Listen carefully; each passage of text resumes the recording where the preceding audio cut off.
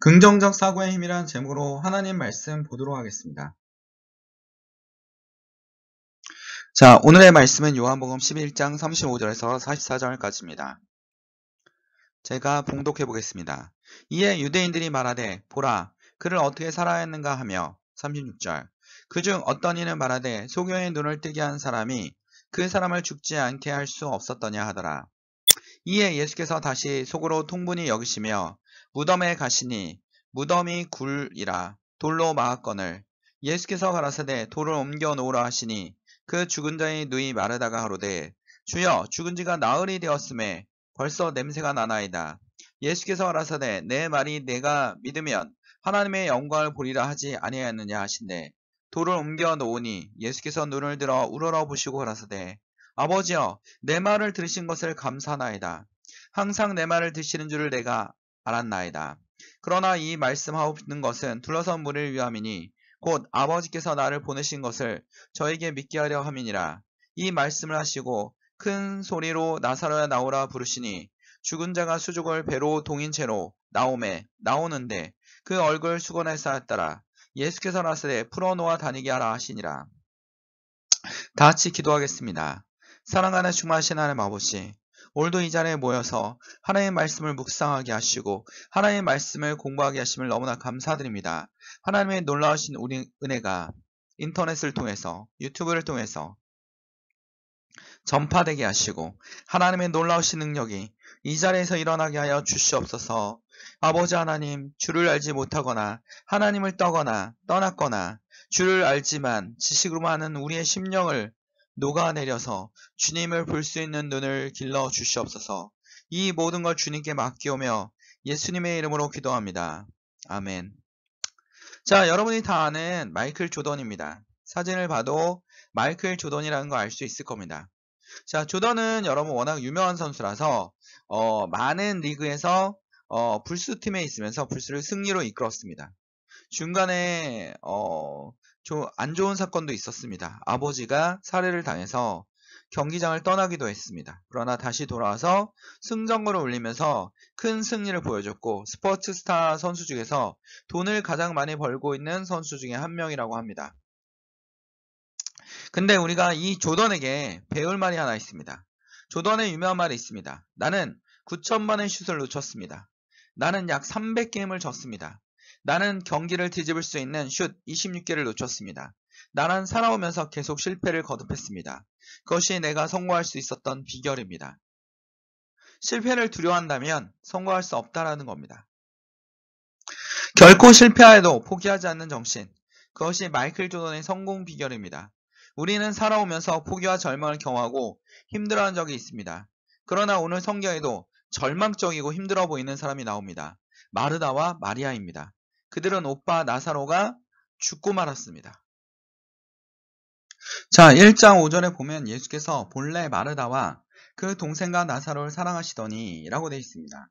그러니까 예수님께서는 마르다와 이 나사로를 엄청 사랑하는, 그러니까 굉장히 예수님하고 친한 그런 가족인 것이 확실합니다. 근데 예수님께서는 11장 6절에 보면 나사로가 병들었다 함을 들으시고 그 계시던 곳에 이틀을 더 유하시고, 그러니까 막 뛰어가야 되는데도 불구하고 더 천천히 가신 겁니다. 어느 정도나 천천히 가셨냐면 이틀이나 더 유하고 가신 거예요. 그러니까 이틀이 더 지난 다음에 가셨다는 것은 마음이 급하지 않다라는 겁니다. 왜냐하면 예수님께서 분명히 하고자 하는 일이 있었습니다. 여기서 미리 알고 계셨고 미리 하고자 했던 일이 있었던 겁니다. 우리 삶 속에서 우리는 우리의 생각은 이렇게 하는 게 맞는 것 같은데 이렇게 되는 게 맞는 거가 아닐까라고, 지금 여기서 예수님이 여기서 도와주지 않을까라고 생각하지만 예수님의 생각과 우리의 생각은 다르다라는 겁니다. 여기 나와 있는 사람들의 인물들도 생각이 예수님과 정말 많이 달랐습니다. 제자들의 생각을 한번 볼까요? 7절에 보면 그 후에 제자들이 이르시되 유대로 다시 가자 하시니, 8절에 제자들이 말하는 겁니다. 선생님, 랍비여, 방금도 유대인들이 돌로 치려 하였는데 또 그리로 가시려 하나이까? 나사로가 아프다고 하는데도 유대로 가야지만 나사로를 만날 수 있는 겁니다. 근데 제자들은 뭐 하고 있습니까? 만류하고 있습니다. 괜찮습니다. 지금 일로 가면 위험합니다 라고 얘기하고 있는 거죠. 근데 예수님은 그 위험한 길을 다시 가시려고 하는 겁니다. 나사로를 위해서. 근데 예수님이 나사로의 집에 도착했습니다. 그러자 나사로의 동생이 마르다가 막 뛰쳐나옵니다. 예수님을 보러. 이 여기서 뛰쳐나오는 장면에 저는 두 가지가 있었다고 생각합니다. 하나는 기쁨입니다. 예수님을 만나는 기쁨. 또 하나는 뭡니까? 오빠가 죽었다는 슬픔. 이 두 가지를 가지고 예수님한테 와서 얘기를 합니다. 마르다가 21절에 예수께 여짜오되 주께서 여기 계셨다면 내 오라베가 죽지 아니하였겠나이다. 마르다는 정말 믿음이 좋은 사람입니다. 딱 봐도 우리보다 훨씬 낫지 않습니까? 왜? 예수님이 계셨다면 오라비는 죽지 않았습니다. 병이 깨끗하게 나섰습니다. 우리는 그런 믿음도 없을 때가 많지 않습니다. 이 병이 설마 낫겠어? 근데 마르다는 예수님이 계시면 병은 확실히 나까지는 그런 믿음은 확실하게 있었다라는 겁니다. 근데 문제는 뭐냐면 오라비를 살린다라는 믿음은 없었다라는 겁니다. 제자들도 그렇고 마르다도 그렇고 자 마르다의 또 형제였던 마리아도 그렇고 모두 다 자매였던 마리아도 그런 믿음은 없었습니다. 20절에 마르다는 예수 오신다는 말을 듣고 곧 나가 맞대 마리아는 집에 앉았더라. 마리아는 집에 앉아있는 겁니다. 가만히 있는 거죠. 21절 예수께서 가라사대 내 오라비가 다시 살리라. 자 예수님께서 네 오라비를 살리러 왔다. 걱정하지 마라. 라고 얘기를 했는데도 불구하고 마르다가 가로되 마지막 날 부활에 다시 살 줄 내가 아나이다. 마르다의 믿음은 정말 대단하다고 생각합니다. 여러분 이것을 때 우리가 이 구절을 읽을 때마다 이런 생각할 수도 있습니다. 마르다의 믿음은 저기까지인가? 거기까지라는 것도 어마어마한 거죠. 마지막 날에 예수님이 다시 오는 것도 믿습니다. 다 믿는 엄청난 믿음을 가진 소유자예요. 그러나 나사로가 살아날 건 생각지도 못한 겁니다. 31절에 보면 마리아와 함께 집에 있어 위로하던 유대인들은 그의 급히 일어나 나가는 것을 보고 곡하러 무덤에 가는 줄로 생각하고 따라가더니 가서 슬퍼하기 위해서 예수님이 가신다. 주변에 있는 무리들도 마리아도 마르다도 아무도 예수님이 나사로를 살릴 거라고 생각하는 사람은 아무도 없었습니다. 그 누구도 예수님이 죽은 자를 다시 살릴 거라는 그런 믿음은 없었습니다. 예수님 하나님의 기적은 아무도 생각하지 못합니다. 아무도 그럴 거라고 생각하지 못합니다. 우연이라는 것도 얘기하지 않습니다. 그냥 평상시에 있었던 생각을 하고 있는 겁니다. 32절에 마리아가 예수 계신 곳에 와서 보이고 그 발에 엎드려 가로되 주께서 여기 계셨다면 내 오라비가 죽지 아니하였겠나. 마리아도 얘기합니다. 마르다도 얘기하고 죽지 않았을 겁니다. 병이 나섰을 겁니다. 그 믿음이 작은 믿음은 아닙니다. 근데 나사로가 살 거란 생각은 아무도 못했던 겁니다. 만약에 여러분들 아까 마이클 조던이 나 계속 실패하네. 난 포기할래 했다면 마이클 조던은 오늘날의 마이클 조던이 될 수 없었을 겁니다. 그러나 끝없이 포기하지 않고 끝없이 도전할 때 성공할 수 있었던 겁니다. 우리의 믿음도 여기까지입니다. 마리아와 마르다 믿음도 따라가기가 쉽지 않습니다. 근데도 불구하고 예수님은 더 놀라운 일을 보여주십니다. 36절에 이에 유대인들이 말하되 보라 그를 어떻게 살아였는가 하며 그중 어떤 이는 말하되 소경의 눈을 뜨게 한 사람이 그 사람을 죽지 않게 할 수 없더냐 하더라.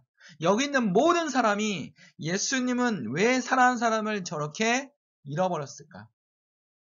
왜 소경의 눈을 고쳐주고 다른 사람들도 다 고쳐주는데 38년 된 문둥병 병자도 고쳐주고 다 고쳐주는데 왜 가장 사랑하는 사람 약간의 저는 그렇게 생각합니다. 36절에 비웃음도 있다는 겁니다.